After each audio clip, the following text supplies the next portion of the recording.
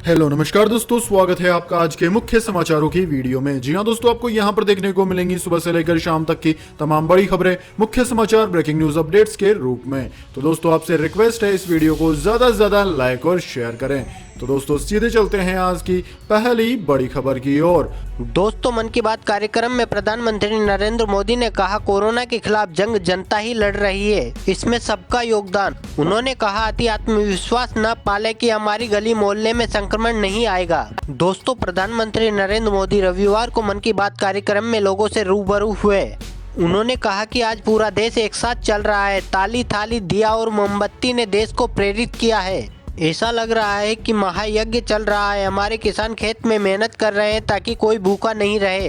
कोई मास्क बना रहा है तो कोई क्वारंटाइन में रहते हुए स्कूल की पुताई कर रहा है, कोई घर का किराया माफ कर रहा है। यह उमड़ता घुमड़ता भाव ही कोरोना से लड़ाई को पीपल ड्रिवन बना रहा है। उन्होंने कहा, बहुत ही आदर के साथ 130 करोड़ देशवासियों की इस भावना को नमन करता हूं। प्रधानमंत्री नरेंद्र मोदी ने इस साल चौथी बार मन की बात की। कहा, कोरोना से लड़ाई को कोई हल्के में न ले।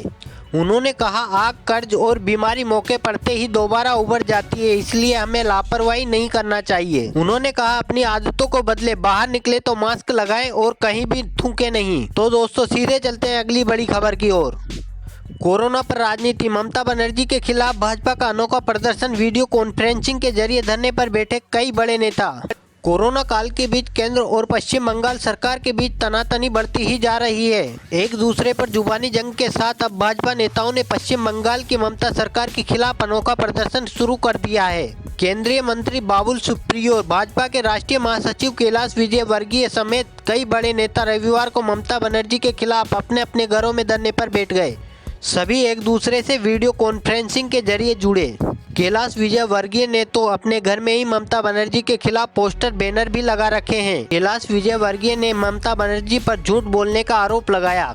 कहा, आज 2 घंटे के बीजेपी के धरने का मकसद कोरोना की आड़ में ममता सरकार की राजनीति की तरफ जनता का ध्यान आकर्षित करना है। उन्होंने कहा, वह मरीजों के आंकड़े छिपा रही है। केंद्र सरकार की ओर से गरीबों के लिए भेजे गए मुफ्त राशन के बंटवारे में भी भ्रष्टाचार कर रही है। दोस्तों सीधे चलते हैं अगली बड़ी खबर की ओर। उधर राहुल गांधी ने एक बार फिर मोदी सरकार पर हमला करते हुए कहा, रोजाना 1 लाख टेस्ट किए जाने चाहिए। पता नहीं क्या मुश्किल है जो किट का स्टॉक होने के बावजूद ऐसा नहीं हो पा रहा। कोरोना वायरस के संक्रमण को देश में फैलने से रोकने के लिए विपक्ष ने एक बार फिर से केंद्र सरकार को सलाह दी है। कांग्रेस नेता राहुल गांधी ने ट्वीट करके कहा, विशेषज्ञ भी मानते हैं कि कोरोना वायरस को हराने के लिए बड़े पैमाने पर रैंडम टेस्ट की जरूरत है। राहुल ने लिखा, भारत में पहले से ही टेस्टिंग किट स्टॉक में हैं। उन्होंने कहा, एक समस्या है जो भारत की मौजूदा रोजाना 40,000 टेस्ट की क्षमता को 1 लाख प्रतिदिन किए जाने से रोक रही है। इस दौरान राहुल गांधी ने राज्यों में फंसे प्रवासी मजदूरों का मुद्दा भी उठाया। कहा, मजदूरों की सुरक्षा की जिम्मेदारी प्रत्येक राज्य को लेनी चाहिए। उन्होंने कहा, राज्य सरकारों को चाहिए कि वह अपने यहाँ फंसे मजदूरों की देखभाल बेहतर तरीके से करे। दोस्तों सीधे चलते हैं अगली बड़ी खबर की ओर। कोरोना से आर्थिक लड़ाई, सालाना 1 करोड़ से ज्यादा कमाने वालों से 40% इनकम टैक्स लेने का सुझाव। वहीं 4% कोविड रिलीफ सेस लगाने की भी सिफारिश। कोरोना वायरस महामारी से लड़ाई के लिए सरकार हर तरीके से फंड एकत्र कर रही है। इस बीच सीनियर राजस्व अधिकारियों ने ज्यादा कमाने वालों और विदेशी कंपनियों से ज्यादा टैक्स वसूली की सिफारिश की है। पीटीआई की एक रिपोर्ट के अनुसार टैक्स अधिकारियों ने कोरोना से लड़ाई में शॉर्ट और मीडियम टर्म में नकदी का इंतजाम करने के लिए यह सुझाव दिए। राजस्व अधिकारियों ने fiscals option and response to the कोविड-19 एपिडेमिक नाम से एक पेपर तैयार किया है। इंडियन रेवेन्यू सर्विस एसोसिएशन ने central board of direct taxes के चेयरमैन पीसी मोदी को यह पेपर सौंप दिया है। कोरोना से लड़ाई में ज्यादा धन जुटाने के लिए 50 सीनियर राजस्व अधिकारियों के ग्रुप ने सीबीडीटी चेयरमैन को सौंपी रिपोर्ट। 3 से 6 महीने या 9 से 12 महीने की अवधि के लिए बढ़ाई जा सकती है टैक्स की दर, विदेशी कंपनियों से भी हो ज्यादा वसूली। तो दोस्तों सीधे चलते हैं अगली बड़ी खबर की ओर।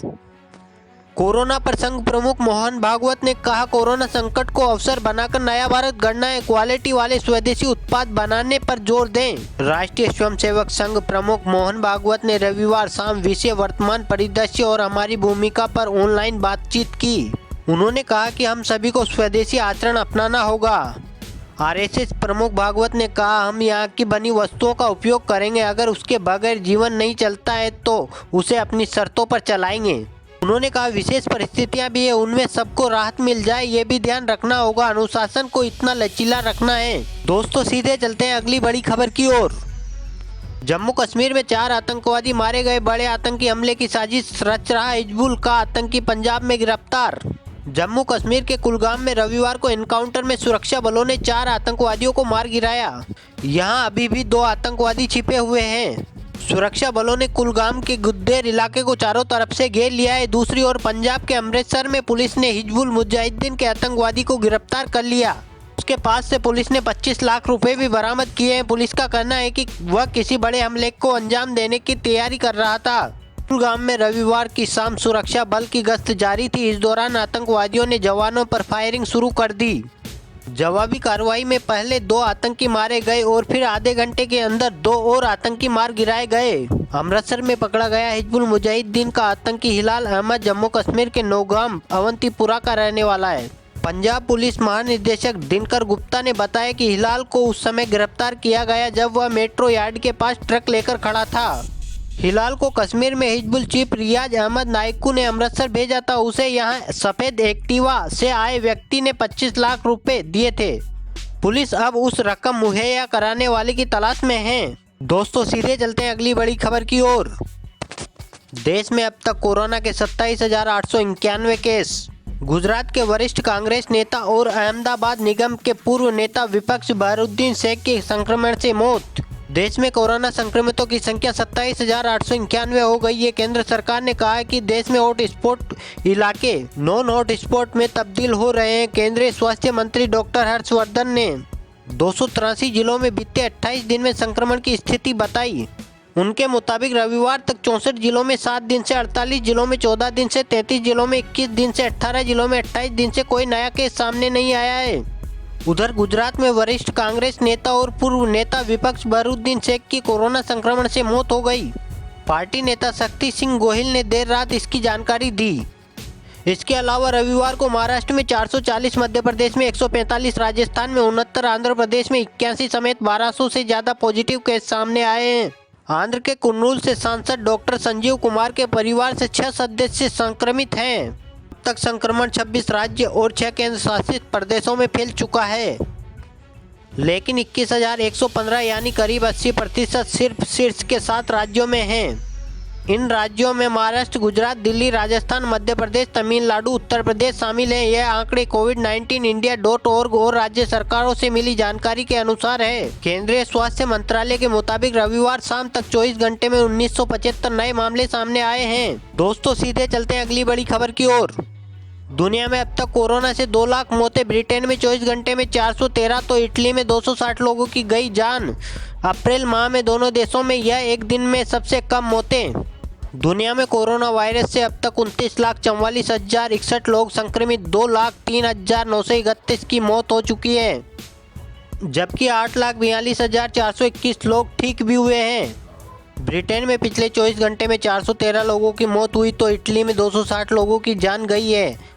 मार्च के बाद अप्रैल महीने में दोनों देशों में यह एक दिन में सबसे कम मौतें हैं। ब्रिटेन में अब तक संक्रमण से कुल 20,732 लोगों की मौत हो चुकी है। वहीं इटली में 26,644 लोगों की मौत हो चुकी है। वहीं चीन ने साफ सफाई को बढ़ावा देने के लिए असभ्य तौर तरीकों पर प्रतिबंध लगा दिया है। सरकार के मुताबिक बिना रुमाल और मुंह पर हाथ रखे खांस और छींक नहीं सकते हैं। इन नियमों को नहीं मानने वाले को जुर्माना भरना होगा। एयरटेल, वोडाफोन और BSNL के करोड़ों ग्राहकों को मिला तोहफा। बिना रिचार्ज कराएं अब इस दिन तक कर सकते हैं बातें। जी हां दोस्तों, देश में फैल रही बीमारी की मार से बंद घोषित किया हुआ है और दोस्तों यह बंद 3 मई तक चलेगा। ऐसे में अगर आप वोडाफोन, आइडिया या फिर एयरटेल के प्रीपेड ग्राहक हैं तो आपके लिए इन कंपनियों ने बहुत ही बड़ी राहत दी है। दरअसल दोस्तों इन टेलीकॉम कंपनियों ने 3 मई तक प्रीपेड ग्राहकों की वैलिडिटी बढ़ा दी है। तीनों कंपनियों ने अपने प्रीपेड ग्राहकों के लिए यह ऐलान कर दिया है। इसके साथ ही तीनों कंपनियों ने किसी दूसरे उपभोक्ता का रिचार्ज करने पर कमीशन की सुविधा देने का भी ऐलान किया है। इसके अलावा दोस्तों भारतीय एयरटेल ने अपने एक बयान में कहा कि कुछ प्रीपेड ग्राहकों ने ऑनलाइन ATM किराना से रिचार्ज करा लिया है, लेकिन अभी भी 3 करोड़ ऐसे ग्राहक है जो रिचार्ज नहीं करा पा रहे हैं। उन्हीं सभी लोगों के लिए वैलिडिटी को 3 मई तक बढ़ा दिया गया है। इसके बाद दोस्तों रुक करते हैं आज की अगली बड़ी खबर का। पाकिस्तान में इस बीमारी से 160 डॉक्टर हुए संक्रमित। PPE किट की कमी के खिलाफ विरोध है जारी। जी हां दोस्तों, पाकिस्तान में इस बीमारी से संक्रमित होने वाले डॉक्टरों की संख्या शनिवार को बढ़कर 160 हो गई है, जबकि 3 स्वास्थ्य कर्मियों की मौत भी हो चुकी है। वहीं दोस्तों देश में व्यक्तिगत सुरक्षा उपकरण यानी कि PPE की कमी को लेकर मेडिकल स्टाफ का विरोध शनिवार को 9वें दिन भी जारी रहा। दोस्तों पाकिस्तान मेडिकल एसोसिएशन के अनुसार एक हफ्ते से भी पहले इस बीमारी के संक्रमित हुए डॉक्टर मोहम्मद जावेद इकबाल की पेशावर में मौत हो गई। इससे पहले गिलगिट बाल्टिस्तान और कराची में एक डॉक्टर की इस बीमारी से मौत हो गई थी। दोस्तों एसोसिएशन के अनुसार अब तक 160 डॉक्टर समेत 250 स्वास्थ्य कर्मी इस बीमारी से संक्रमित हो गए हैं, जिसके खिलाफ पाकिस्तान में पंजाब स्वास्थ्य विभाग के बाहर डॉक्टरों एवं नर्सों के संगठनों का विरोध प्रदर्शन जारी है।